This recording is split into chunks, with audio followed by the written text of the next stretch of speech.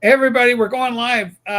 We got Blake McKenzie in the house. I'm so glad to get Blake with us. We got another show lined up. Obviously, the type of story is Epstein ain't going away. The Epstein story not going away. Trump just had what do you call it? Like a staff meeting with his cabinet, a cabinet meeting. First one in 9 weeks. So it's been a while since he had gathered the troops together and had them all sit down. Hot on the heels of this kind of declaration that there's no there when it comes to Epstein. Trump was asked about it in today's meeting. So let's play that one. It's called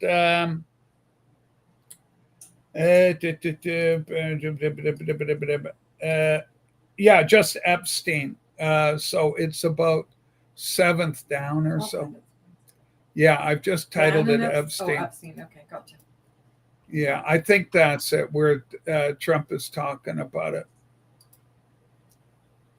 All right. Yeah, Bannon, we'll talk about that. Elon Musk is out tweeting that Elon, very succinct. Bannon's on the list. So we'll get into all this. Okay. Trump to a reporter, are you still talking about Jeffrey Epstein? We have Texas. This is of all things. Are people still talking about this scrape? As unbelievable. I can't believe you're asking a question on Epstein. Well, Mr. President, we were promised disclosure and justice, not a big fat cover-up. I will never stop talking about Jeffrey Epstein and what he did, says George. Play the tape, make it big. Let's hear what the president said. Sure. Could I just interrupt for 1 second? Are you still talking about Jeffrey Epstein? This guy's been talked about for years. You're asking, we have Texas, we have this, we have all of the things. And are people still talking about this guy, this creep? That is unbelievable. Do you want to waste the time, and do you feel like answering? I don't mind answering. I mean, I can't believe you're asking a question on Epstein at a time like this, where we're having some of the greatest success and also tragedy with what happened in Texas. It just seems like a desecration, but you go ahead. Sure. First, to back up on that, in February, I did an interview on Fox, and it's been getting a lot of attention because I said, I was asked a question about the client list, and my response was, it's sitting on my desk to be reviewed, meaning the file along with the JFK, MLK files as well. That's what I meant by that. Also, to the tens of thousands of video, they turned out to be child porn downloaded by that disgusting Jeffrey Epstein. Child porn is what they were. Never going to be released, never going to see the light of day. To him being an agent, I have no knowledge about that. We can get back to you on that. And the minute missing from the video, we released the video showing definitively the video was not conclusive, but the evidence prior to it was showing he committed suicide. And what was on that, there was a minute that was off the counter. And what we learned from Bureau of Prisons was every night, they redo that video. It's old, from like 1999. So every night the video is reset, and every night should have the same minute missing. So we're looking for that video to release that as well, showing that a minute is missing every night. And that's it on Epstein. All right. Wow. So your thoughts?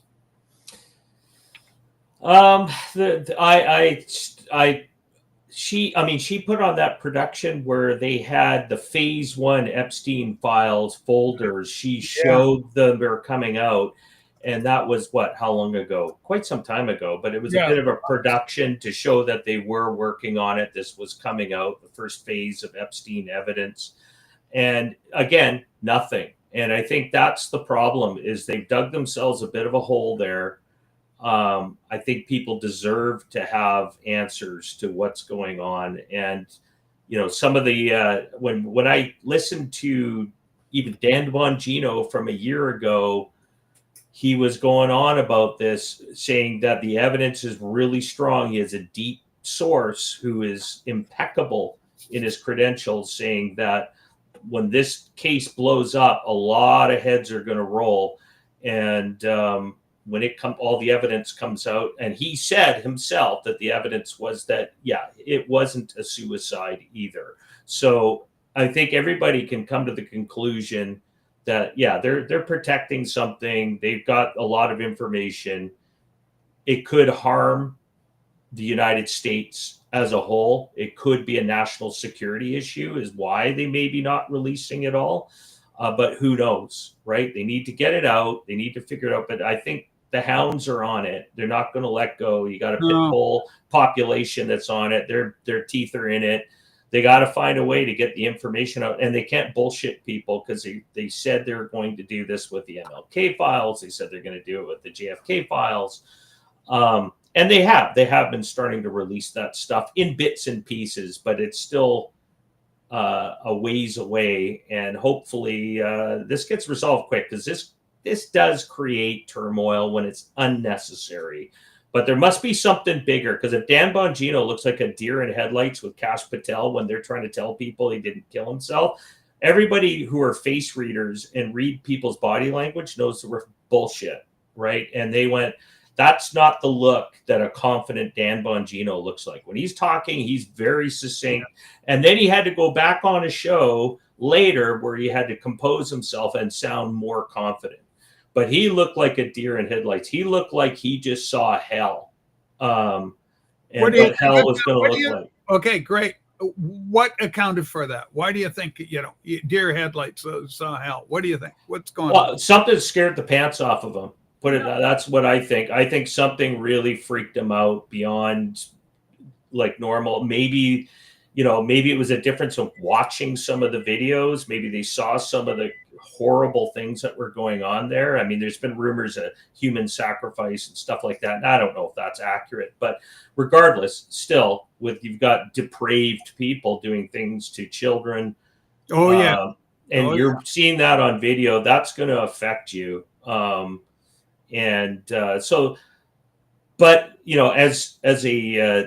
the evidence that came out from I'm trying to remember who it was. I think the brother of Epstein's had the coroner's report, where the coroner took a look, who is really the end all. It's the Quincy, remember Quincy, we all watched Quincy growing up. It's their call when they see what's going on. And they said there's no way from the distance of which he hung himself that there could be that much damage without physical force by somebody, literally strangling him. Like a Garrett. He had like a Garrett type of marks on his neck. Like there's no way. Yeah. So. Well, and also, I mean, the original story was, and I did listen. I mean, one of the last, in fact, actually, it was the last job I ever did before retiring was a local jail cell. And even at the local jail cell where I worked, we had monitors, cameras on the cell, essentially, and only for one reason, so that we were monitoring the prisoners so that they don't accidentally or purposely off themselves while in police custody. And it was my job to monitor that. And I had a notebook, and I think it was every 15 minutes, I was required, but as part of the job description, write down an entry. What is the prisoner doing? Record how are they doing? Record what's going on. And while the camera's going, so we had that camera going all the time. There was no way the camera would have been allowed to go down or be inoperative at all, because I was there monitoring. That was my job. And if that's the location at a local police station, it would be very similar on a larger scale at a penitentiary, where cameras would be all over that thing. And he was in a suicide watch cell too. It wasn't just a regular cell. It was a suicide watch cell. Exactly. And then they said the guards were negligent so the camera's down. Now we got negligent guards who walked up. Then there was a talk that one of them had been paid off, or both of them, something like that. There was that story. There's a lot of inconsistencies that aren't adding up. Now, does this mean, Trump's covering up because he's on there and, Republicans are on there? No. I think some Republicans could be. I'm not saying that. But I'm saying that if Trump was on there, the Dems would have used it. I've made this point over and over. CNN would have leaked it to somebody. If they had known that Trump was there, all they would have done is needed to leak the information on Trump, nail Trump, and forget about the Clintons or any other Democrat that may or may not have been involved in this thing, but at least nail the president because they tried to kill him. We got problems with a lot of problems with the president. Also, what I noticed in that, I do want to commend the president for mentioning the deaths in Texas, because he's going, why are you bringing this up? Okay, a little too defensive for my mind. I don't like it. Allow the heat. There's no way you're taking that heat off. Donald John Trump, there is no freaking way. President, respectfully, there's no way you're taking the heat off this. As you said, Blake, their pit bulls have got their teeth all over this thing. I'm almost tempted to say, fuck the criminality. Fuck never seeing anybody. Just bring it out and call the people selectively. If it's going to be an embarrassment to Prince Andrew, leave the fucking Prince Andrew up. But just go, they were raping kids, they did stuff, and so was there. Yeah, we know they were there and blah, blah, blah. Whatever they have, right? On the other hand, we do know some former FBI, CIA guy came, and he was saying, in all likelihood, the previous administration would have destroyed everything anyway. The evidence, all of that evidence, if they had Trump, they'd destroy everything, keep the Trump bet. Let's just keep the little Trump bet. Well, we found it. He's the only guy that did it, right? So, it just doesn't make sense. Well, did you see, was it just me, but that video looked like he had a brand new haircut? Who, Trump? Yeah. Yeah, he was sporting a new hairdo. I saw that as well. Okay, MJ Truth Ultra. Elon Musk, Bannon is in the Epstein Files. Me, either show proof or hush the hell up. And Elon, a simple tweet, what do we got? 6-letter tweet, 6-word tweet. Bannon is in the Epstein Files. He's got a little Pepe there, Pepe the Frog, Keck. So, Epstein is the keystone, and once you pull it out, it falls down. Okay. Again, the same situation. The Dems tried to put him in jail. They would have pulled that information out too. So, that's... because these are political antagonists, and they're thorns in the side of the Democrats. God, if they could get rid of Trump, that would torpedo Trump in one moment. That would destroy MAGA automatically. Yeah. All you have to do is get one good little film of Trump banging some, kid, and he's done. He's dead, done in the water. And then MAGA itself would turn on him and demand his lynching and arrest the fucker and lock him away for life, right? But they don't have it, and therefore, nothing. They don't have it. There's no there. So logically, it is possible that there are people being protected. It looked like the initial idea was like Pam Bondi, okay, let's get these influencers, these MAGA influencers, or these, not even MAGA, but conservative influencers. Let's get them some binders with phase one, and then we'll bring out more as time goes to start the ball rolling on this. We will get more to you. Well, there's one reason I would see they would not want to disclose all the names on the file that were at the island, were involved with, being involved with underaged girls. A lot of them were teenage girls, and maybe some were children. By the child porn is something separate, but that might have been, they're trying to pin that solely on Epstein's personal files, that he was a traitor in those kind of files. But the one thing that would be the biggest concern is that it's some of the largest financial people it tied to it, because if it was the top group of the biggest executives, CEOs of the largest corporations, it could cause massive turmoil in the market, that you start seeing this broad-based group of people. I'm not saying Warren Buffett himself, but people like Warren Buffett, obviously people like Bill Gates, people like tied to the biggest corporations with the biggest investments. And remember, lot of most countries and their pension funds and all this through BlackRock and all that, all invest in all these companies, that it could literally spiral the confidence that the elite of the Wall Street world, because he was a Wall Street guy. Epstein was a Wall Street guy. That's his connection. So it's the biggest, the wealthiest, most powerful, wealthy people in the world are connected to him. Yeah, and political. Well, the politics are kind of like the second tier, right? The guys who have the power are the guys who have the gold.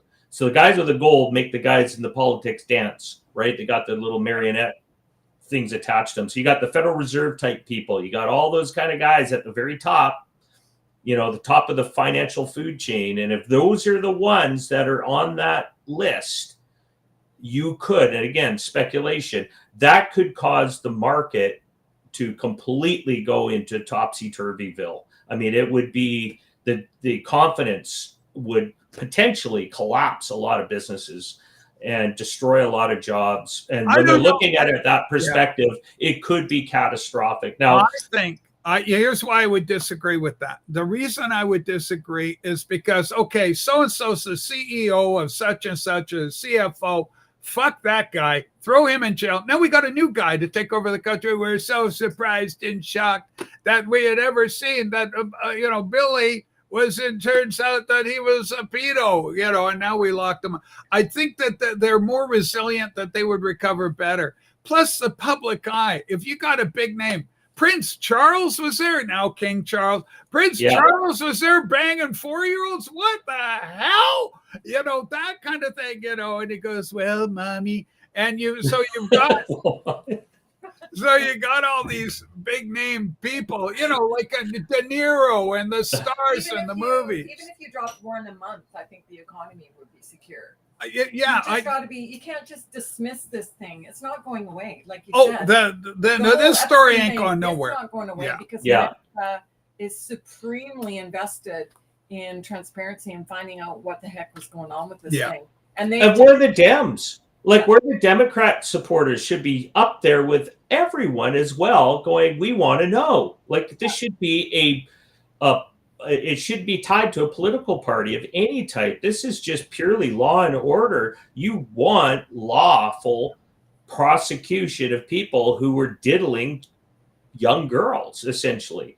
And that's a problem. That is a significant problem in itself, that everybody should be locked in arm on that one and saying, no, this is wrong. We want these pedophiles captured, and I don't care who it is. I don't care if it's the top, as you said, Prince Charles or, Andrew. We already know Andrew was there. He was having a love affair with a 17-year-old, they claimed, but who knows? He might have been younger at one point. But yeah, this is the kind of stuff that should have, it crosses all party lines. It should be purely, let's go for law and order and get the bad guys. Yeah, and if there's Republicans involved in this thing, we need to see those fuckers brought to their all of them too. Yeah, everybody. Non-discriminatory. Just if you did the crime, we want to see you do the time. And in general population too. Well, I mean, it's just horrific, right? So again, I think there's a lot of heat on this. It's not looking good for Trump right now. I mean, it's just a bad look. It's just a bad look, and they've bungled this so badly. They should have either gone, let your yay be yay and your nay be nay. You can't go yay yay yay and then go nay nay nay. You got to be, consistent across the board. They've been less than consistent. So that's a black eye for the Trump administration. There's no getting around. We'll get through it, though. It will pass eventually. But I think eventually the story is going to come out one way or the other. I mean, people are demanding it, right? And and if you're Elon Musk sitting in the corner right now, run on Epstein. Just scream it. And that would be your best bet at possibly even being a commie bastard with we talked about yesterday, being a self-proclaimed socialist and your carbon credit tax. But for a lot of people, just seeing those names tagged may just be the winning punch that they need. One area that Trump had come under fire for was the whole idea of amnesty. He came out pretty clearly today saying, No amnesty. Can you grab the clip for no amnesty there, Sue? It's about 5 up from the bottom. So anyway, some good news on that. And it involves another clip coming out of the same conference with the president. So we'll see that. It's a lot of news. I mean, this Epstein's a big story, but there's a lot of stuff going on. Seems to be a group of so-called maybe Democrats that were involved with orchestrating attacks on ICE. That's a big one. Well, I got that story lined up for us too. I got some footage from that talking about what that was all about, and the violence from the left. We'll talk about it. But right now we got this. Trump confirms that there will be, quote, no amnesty for illegals. They are being strategic in the mass deportation efforts, ensuring that farmers can smoothly migrate to an American workforce and, quote, automation, right? Automation. If we can't get Pedro to go lift the bale and, tote that bale and lift that barge, I can't rip off the Band-Aid. It has to be a transition. Let's hear the president make him big, and let's hear him. There's no amnesty. What we're doing is we're getting rid of criminals, but we are doing a work program. Do you want to explain that, please? Yeah, this morning we talked about, of course, this was a top of mind question. This morning we talked about protecting the farmers and the farmland, but obviously this president's vision of no amnesty, mass deportation continues, but in a strategic way, and then ensuring that our farmers have the labor that they need. Secretary Chavez-Durimer has been a leader on this. Obviously this comes out of the Labor Department, but moving toward automation, ensuring that our farmers have that workforce, and moving toward an American workforce. So all of the above. We want to give the farmers the people they need, but we're not talking amnesty. There's no amnesty. What we're doing is we're getting. All right. So maybe some of the panicants are, we call them panicants. These are conservatives that are worried about the administration. Has he got a cave to all the liberal influencers? And I don't think that's happening. I think they're aware of the reality out there on the farms across America, that there are illegals and lots of them doing a lot of farm work, but it's a transition. So, okay, ICE focus here in the inner cities. Let's clean that up. Do you know, they were showing pictures, Blake, of LA traffic, and the traffic jams are gone because a lot of the illegals are like, let's scramble. We got to get the hell out of here. And they're clearing the roads. So there's a lot of traffic flowing a lot smoother. And another interesting statistic came out that real wages are rising. Now, I'm not sure whether that was happening in Canada or in the US, but it was based on the fact that immigration is down, that real wages are increasing. So some good news there. Take it away. What did you think about the president talking about no amnesty? You believe him?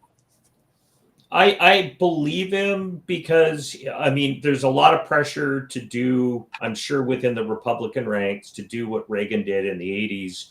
And that was bring in an amnesty bill because they believed at that point that would bring a lot of Republican voters. And that's the problem, is that politicians should not be focusing on what's good for their vote. And that's what the Dems have been doing with illegals coming in, is to pad their numbers so that they gain extra seats and things like that. But really, these work programs, very similar to Canada, were supposed to be temporary. They're temporary workers. They would come in seasonally, do some work, they get a pot of cash, they'd go home. That's the way it was supposed to be. But then they just stopped leaving. And that was the problem. And nobody was following up with that. So essentially it became compounding year after year after year. And let's face it, the vast majority are not farm workers coming up to work on farms. The vast majority are in the cities, right? They're moved into the cities. They're taking other jobs. They're working at 7-Eleven or wherever. But that's just it. There is a shortage. There is an issue that we face both in the Western world about declining local populations. And so that there is this sort of focus on heavy migration to replace the losses that we didn't do as a society to keep the birth rate up. And so that's kind of all tied to this, but I think he's doing the right thing. I think you need to make it all legal. That's the whole point. Nobody's against immigration. Trump's not against immigration. And I think it just comes down to this. It's law and order.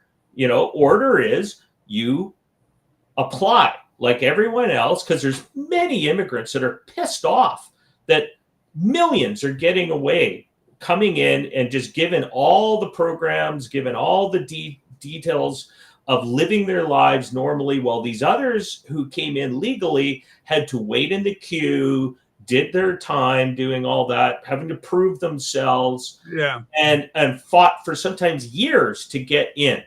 And then all of a sudden it's just like, well, just open the border and let them all wander in. And then, of course, you bring a lot of these countries, let's face it, dump their criminals, they're sick, mentally ill, and dump them onto the border and send them, say, go to America, right? Because they don't want to pay for it anymore. Cuba was infamous of emptying out their prisons. I mean, the whole movie Scarface was built on that premise that Castro would just empty out the prisons of his bad people. Say hello to my little friend. Yeah, exactly.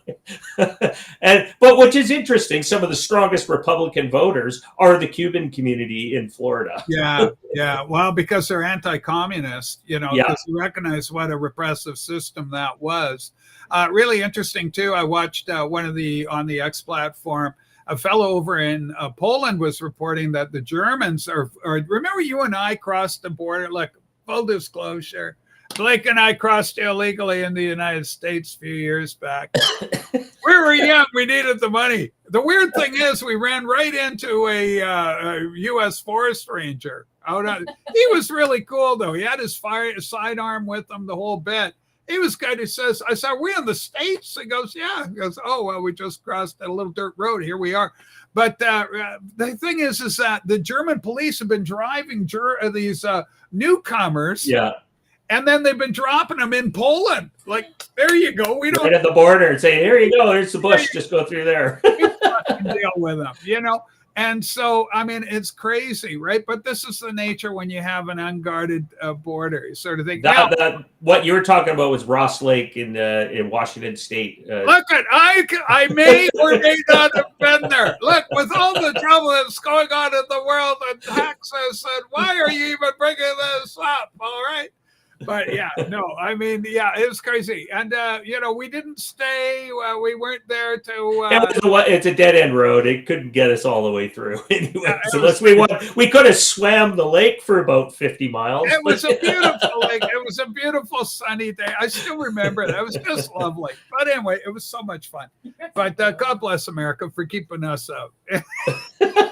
Anyway, so no amnesty. I think it's great, but you're right, and I think they're taking a very kind of a realistic approach of phasing out. Let's get automation in. Let's change and slowly shift it away from where it's been dysfunctional, and with the illegals, get automation in and hire Americans and pay them well.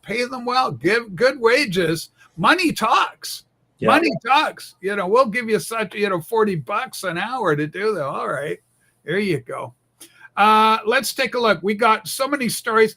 Do you want to go to our beloved Canada? Let's do this story right off the top of the bat. This is a big story that's breaking. CBC corruption, and the one I chose for it, I thought was really good because it's the guys. We had a reporter, Blake. I'm sure you're up on this story, and he was a big wig, like he was a rising star. And he was also, from, like he's got a Manjeet kind of last surname or something. It's not Smith or Jones, put it that way. But anyway, I thought this was a really good one. This resignation letter from CBC host Travis Dana Raj, is a window into every mainstream media organization in Canada, in many cases in America. But let's take a look. Dear colleagues, after more than 20 years in Canadian television journalism, I've been forced to resign for CBC News. It wasn't a voluntary decision. It comes after trying to navigate a workplace culture defined by retaliation, exclusion, and psychological harm. A place where asking hard questions about tokenism, masquerading as diversity, problematic political coverage, protocols, and the erosion of editorial independence became a game-ending move. I was one of CBC's most visible journalists, senior parliamentary correspondent, a co-host of Marketplace, and most recently, host of Canada Tonight, promoted as a symbol of progress, until I began questioning the gap between CBC's stated values and external reality. It goes on. I'll let Sue drop the link in there, but he goes on. But the story here, he was not allowed, as a journalist, he felt, from all places we'll get conservative voices, liberal voices. We'll have a real melting pot here where we can talk to all people from all walks of life, get many perspectives, make the show interesting, and appeal to a broader Canadian base. CBC was having none of it.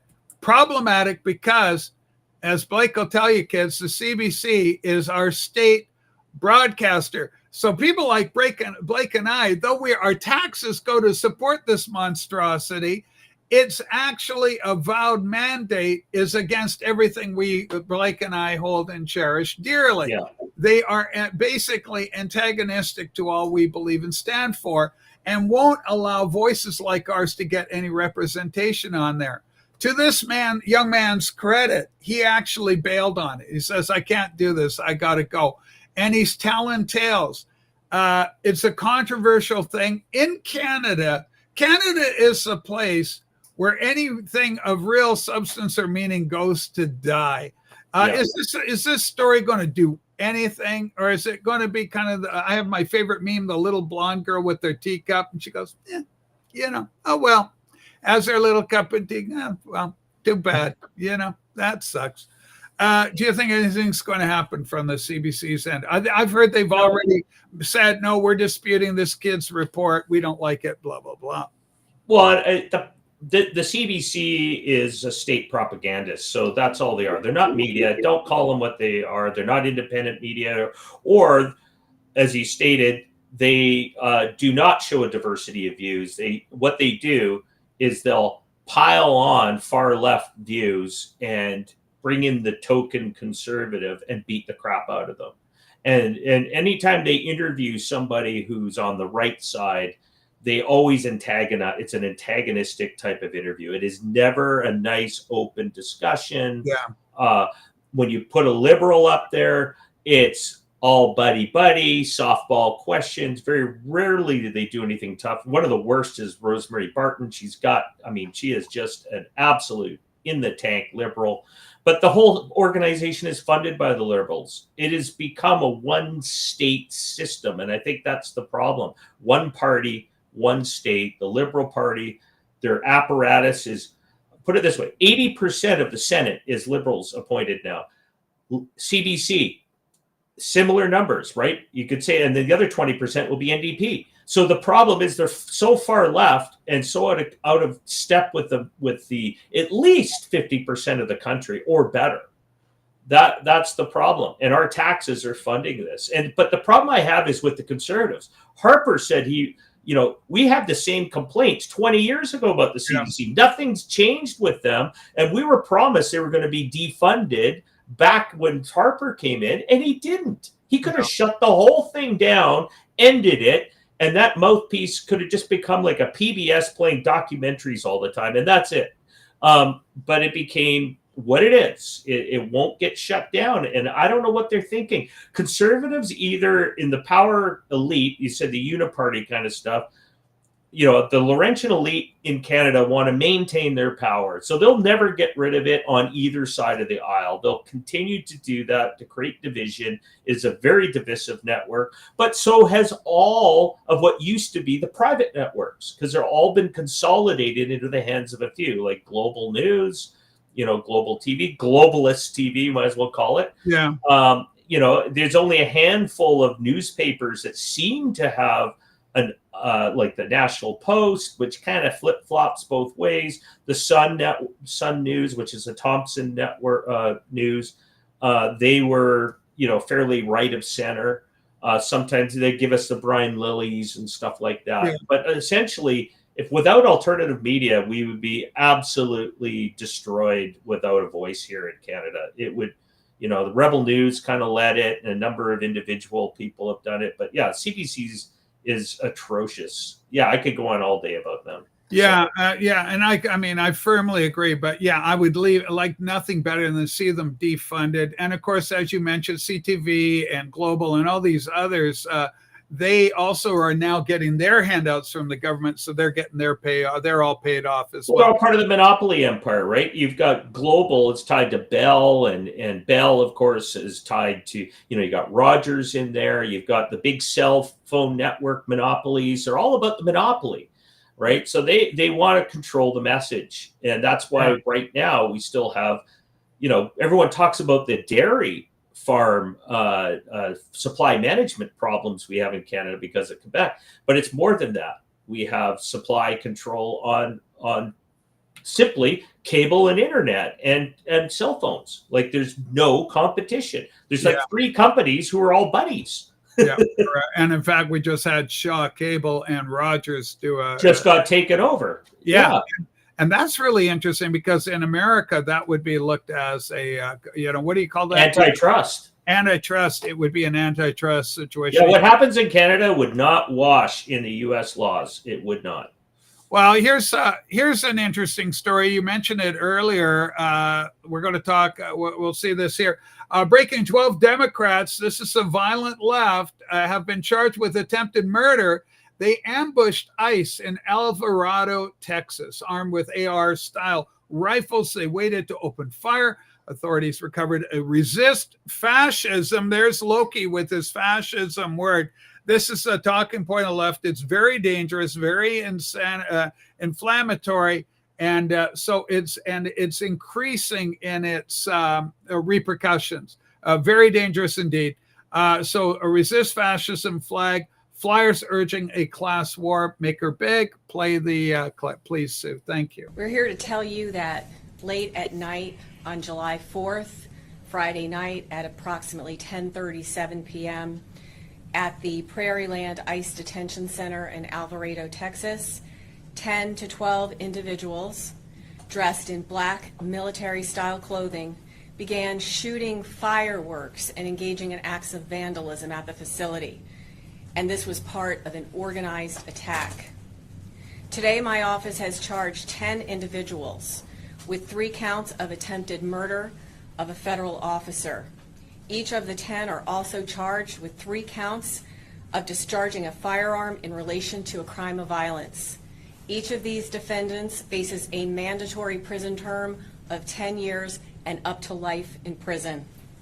An additional co-conspirator was charged with obstruction of justice and conspiracy for attempting to conceal and destroy evidence in relation to the attack, and he faces up to 10 years in prison. Let's discuss the incident. It was a planned ambush with the intent to kill ICE corrections officers. Make no mistake, this was not a so-called peaceful protest. It was indeed an ambush. That's insurrection. All right. It's the very definition of it, Blake. I mean, you couldn't make it more clear. Very interesting. They've released the imagery of most of these people. Most of them are white liberals, and again, it's all dealing with ICE, but it's the white liberals, leftists. Interesting. At least two of them have been identified as trans women. The trans agenda seems to be just going nuts. A lot of them are overrepresented and all that. Yeah, I'm starting to believe some of these people aren't truly trans. It's just part of the act. It's just they're not real. Okay, so here's our group. In fact, it's the 2 bottom individuals on the left, lower left panel there. Those 2 individuals are trans women, apparently. And then here's the rest of the happy-go-luckies. And the full, I guess they're all the names, Daniel Rolando Sanchez, not pictured below. Left to right, yeah, trans name Megan Morris of Dallas, Cameron Arnold, trans name Autumn Hill of Dallas. And, of course, the pundits are saying this is different than anything that might have occurred in California because it's in Texas. The fines, the penalties, all of this are going to be a lot more stringent than they would have been in California. So, because a lot of these Antifa types, they get the slap on the wrist. They're handled with kid gloves. I don't think that may not be the case in Texas. Well, these people are it's the same people. That's the problem. It is Antifa. It's the people who fund Antifa, which is a gaslighting group, because their very nature and their name is supposed to fight fascists, but they are the fascists. They're the ones working for the fascist state, the deep state fascist state. That's the big corporate interests that want monopolies, who want control, who want to make you own nothing and be happy. These are their ground troops. And I think that's a good point. I think that Susie nailed there, is that we are talking about, we need to find out who paid them. And I think that the whole Doge into USAID helped probably find some of those funding pots, but there's more. There's money that's been disappeared for a while that's already banked somewhere in accounts that I'm sure to set up like cell-like operations. And but yeah, these people are dangerous. Like they have no intent. And I was listening to Steve Bannon and an interview with Tucker Carlson, and it was a good interview because he really nailed it on the head of who the Democrat Party is. They are the neo-Confederate Party. They're the Confederates. They want to break up the United States. Nothing has changed with that party. They're not a unifying party. They're a party about the destruction of the U.S. Constitution. They fought the Republicans under Lincoln as Confederates, breakaway states, and they're attempting to do this again. So they're trying to break up the states again. And essentially, they're using these sanctuary cities as power bases to operate from. So let's hope that this stuff changes, because I'm sure the vast majority of Americans are much smarter, much wiser, and much kinder, and don't want to go to war with themselves over being riled up by a bunch of radicals. And I'd love to follow the money on that group. Who orchestrated it, who was involved with, or giving them what they needed. Once you get a conspiracy, that opens the door for a lot of investigation. Yeah. Let's hopefully that in the course of the investigation, avenues of financing will be uncovered, and those people would be brought to justice as well. So it's the good news out of that. They caught him.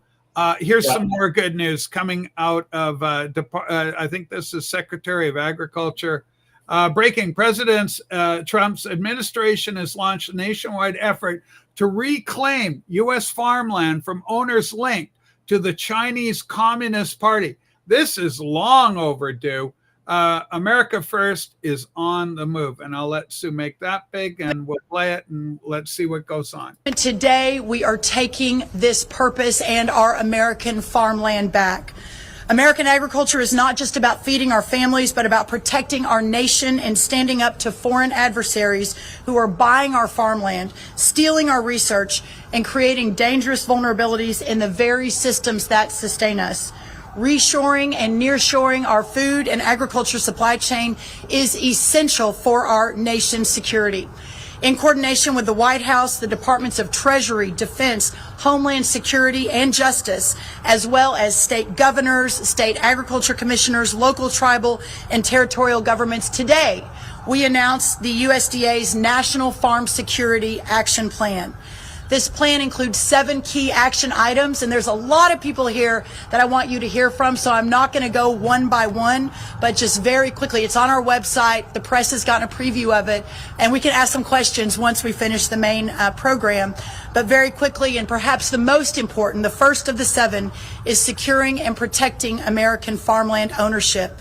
Actively engaging at every level of government to take swift legislative and executive action to ban the purchase of American farmland by Chinese nationals and other foreign adversaries. Standing on the shoulders of great governors, 3 of whom are standing behind me, who have already been leading the way on this issue. And at the federal government level, working to do everything within our ability, including presidential authorities, to claw back what has already been purchased by China and other foreign adversaries. Additionally, working with the Treasury of the Secretary of the Treasury, along with our Defense Department, on memorandums to ensure that moving forward, there is a much more intentional look at who is buying what in this country and from where they are in the world. All right. Excellent stuff. So obviously this meets my, approval. I'm so thankful for it. This is the kind of thing that needs to happen in all Western countries. This is part of the BRICS program, the Brick and Rail idea that Bridge and Rail, or whatever they called it, the Chinese program, basically to cover the earth. So influence buying property in Australia, buying land. They had a base in Northern Australia. I know they had a base in California, has since been shut down. Feinstein gave that the green light. And so China has properties all over the United States.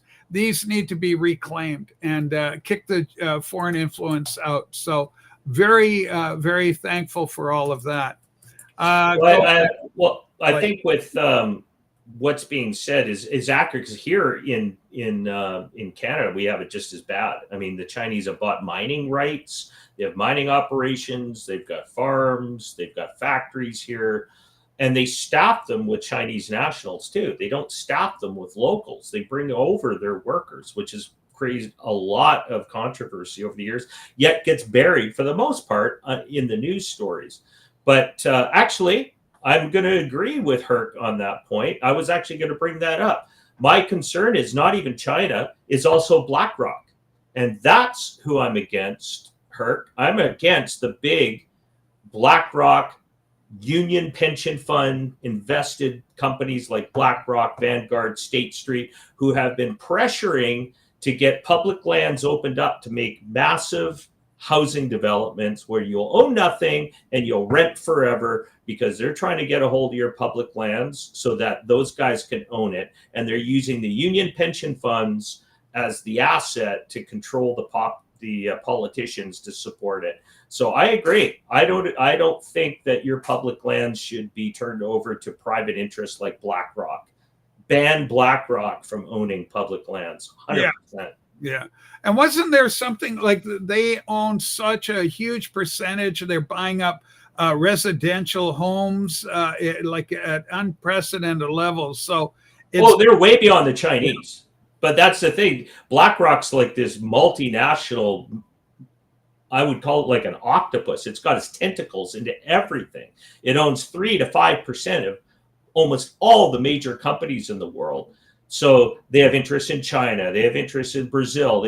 But Brookfield, our prime minister in Canada, same thing, right? They're a smaller version. They're about $1 trillion in assets under their management, where BlackRock's about 10 to 15 times that, right? So these guys have unlimited money to go buy up everything, because they take the investment money from the unions and the pension funds, and they take the pension fund money and they convert it to 15 times its value to printed money to go buy everything up.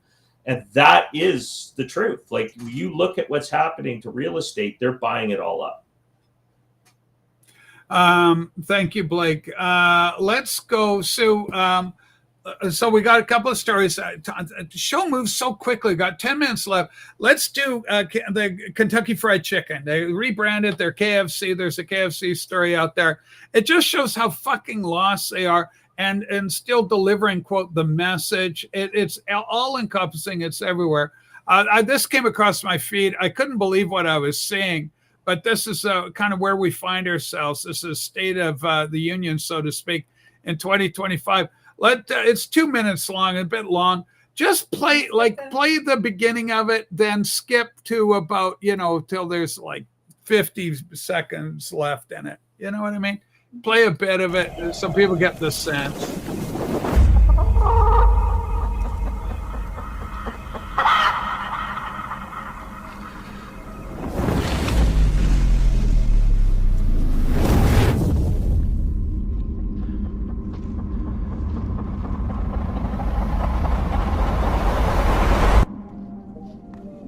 Keep in mind, this is like Kentucky Fried Chicken, right? This is the ad.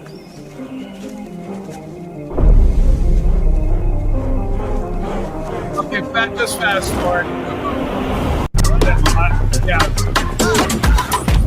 Yeah, sure, good enough.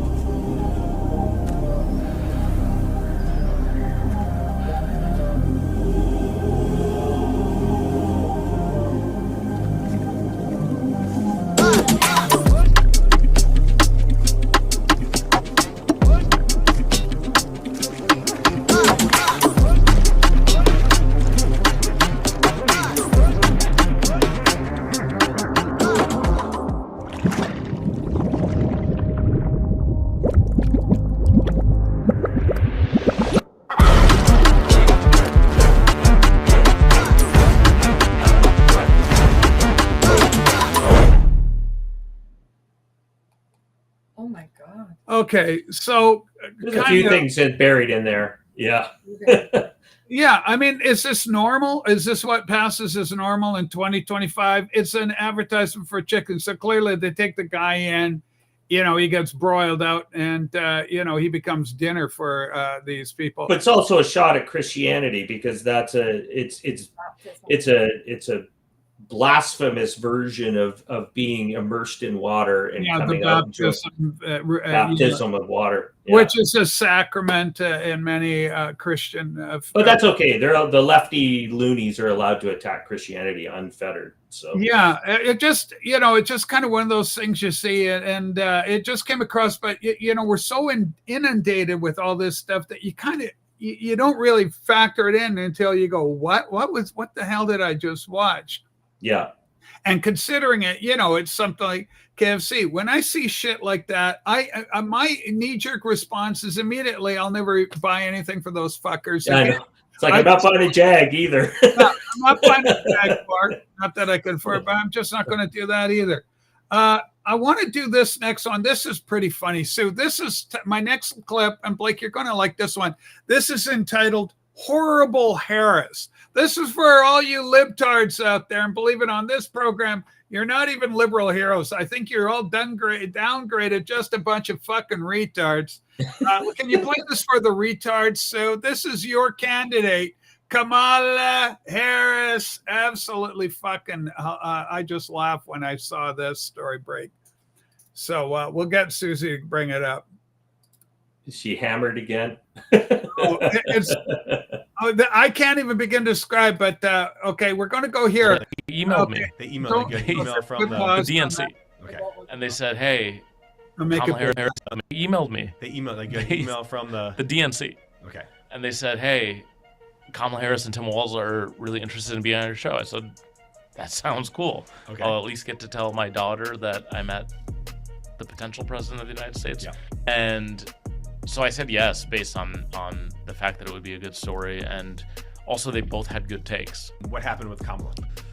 Her take was really confusing and weird and not good, and so mutually agreed that we shouldn't publish it. I see. And I got lucky because I didn't want to be blamed for her losing. Her take was that bad? It was really, really bad, and it was like didn't make any sense. I can tell you, it was bacon as a spice. Bacon as a spice. Bacon as a spice. Okay, so Kamala, so these guys are not, hardcore MAGA conservatives or anything. They're kind of a liberal outlet. The guy had Kamala on the show. She came in to try, raise some support from, the whatever Gen Z or whatever, whatever's the latest flavor in young people. And it was just a clusterfuck. She's calling bacon a spice. I don't know. It's a little messed up. So, but it shows the control. This is a gatekeeper effect. No. These guys didn't even play it. And the guy goes, why won't you put this out there? Because I don't want to be blamed for her losing the election because dipshit wanted her to win. So by suppressing the information, this guy actually abetted the Spice Girl from potentially winning an election, and so it's inconceivable. It's cowardice in the extreme. He should have played it. He should have helped the American people out even more and cost that idiot another. Kamala Harris. Give me a break. Holy shit. Thoughts on that, Blake? Well, you bang on that. It's part of the insanity. But it just shows they circle the wagons to protect their own. I mean, they did that. We saw what 60 Minutes did, and they're now being sued, right? They lost, I think, they're having to pay money. Yes, they did. Yeah. And it just shows like the whole trap that people get caught into listening to this garbage and knowing behind the scenes it's all production, and they'll protect their candidate at all costs. Well, if it's the opposite end of the aisle, they'll go after them hard.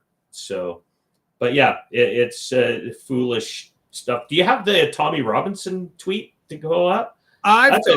Yeah, what I got right now is actually related. I'm going to England. I got an English story we'll do, but just Okay.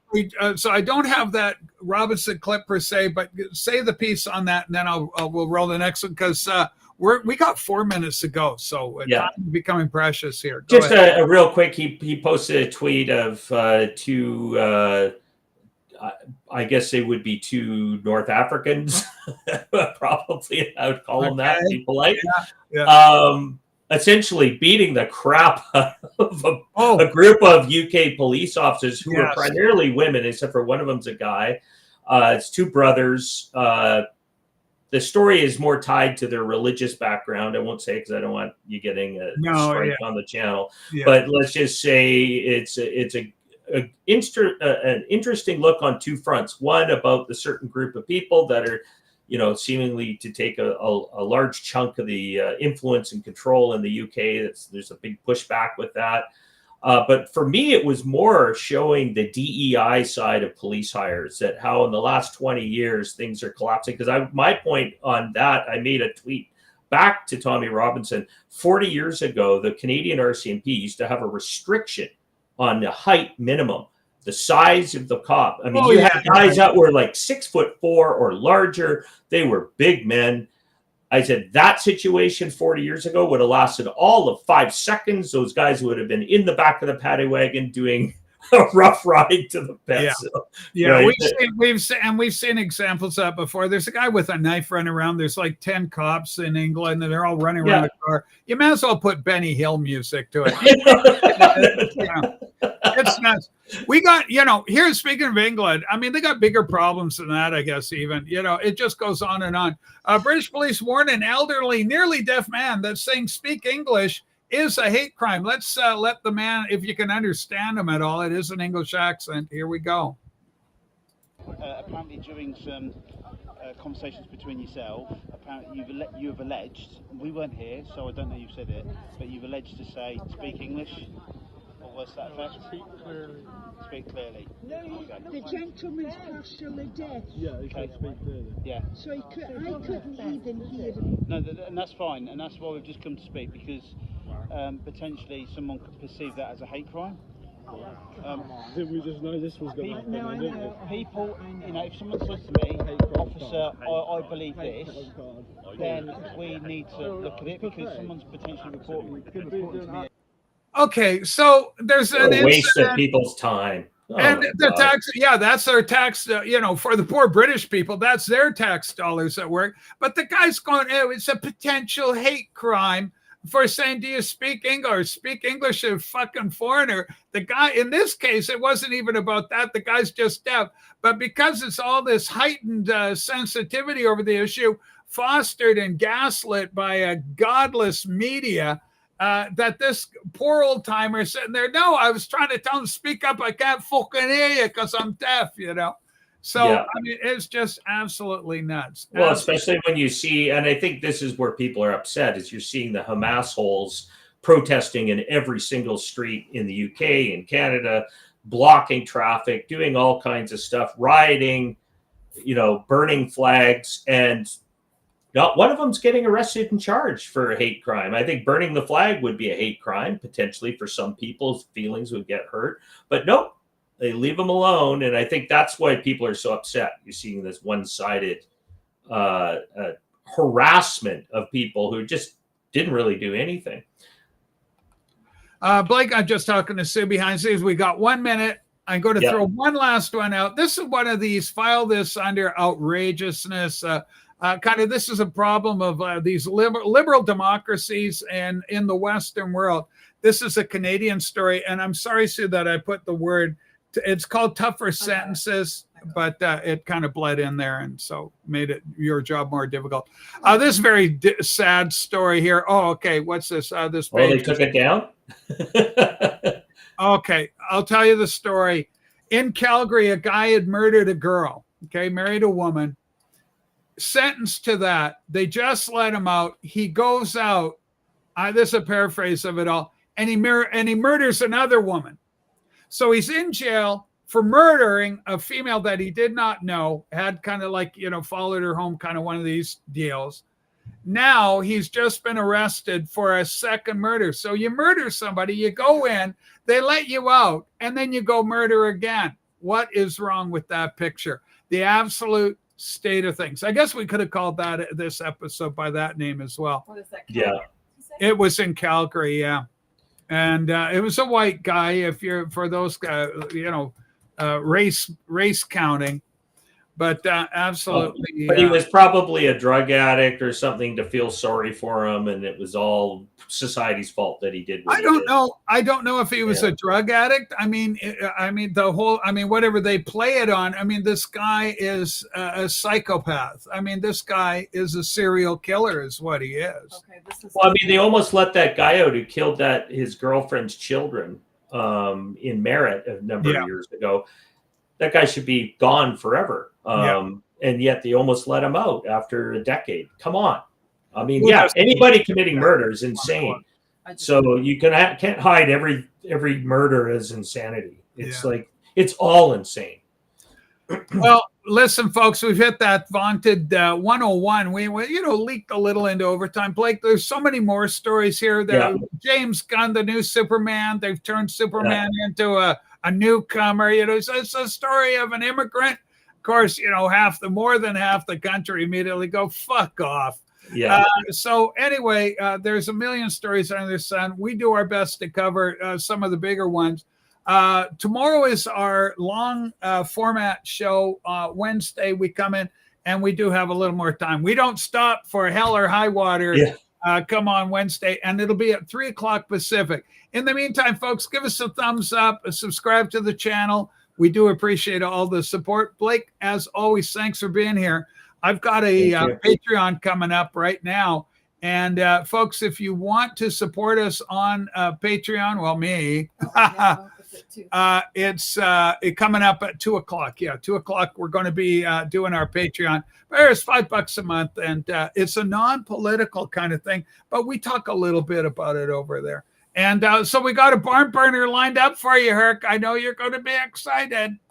All right, everybody. Thanks so much. And especially thank you, Blake and Sue. As always, thanks for doing the heavy lifting with the links for us. Not an easy job. Bye, everybody. We'll see you tomorrow. 3